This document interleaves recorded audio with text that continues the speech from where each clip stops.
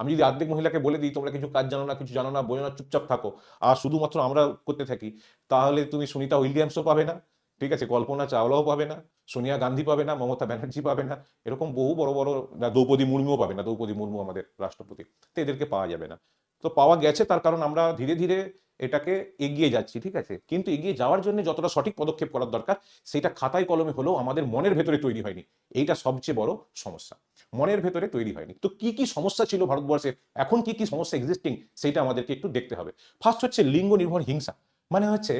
Actually দেখা যায় কি সেক্সুয়াল হ্যারাসমেন্ট, পারিবারিক হিংসা, সামাজিক হিংসা, এগুলো কিন্তু টোটালি মেয়েদেরকেই ফেস করতে হয়, ঠিক আছে, এখন ছেলেরাও ফেস করছে কিছু কিছু জায়গাতে, কিন্তু পারিবারিক হিংসা যেটা হয়, পণের জন্য পণ দিতে পারেনি বলে তাকে মেরেছে, স্বামী মদ খেয়ে এসে মেরেছে, এই ধরনের যে অত্যাচার, তখন কি হয় সেই মেয়েটির যে প্রবলেম সেটা তার বাপের বাড়ির ওপর গিয়ে পড়ে। তো বাপ মা তখন মনে করে কি মেয়ের বিয়ে দেওয়ার পরে সে যদি আবার আবার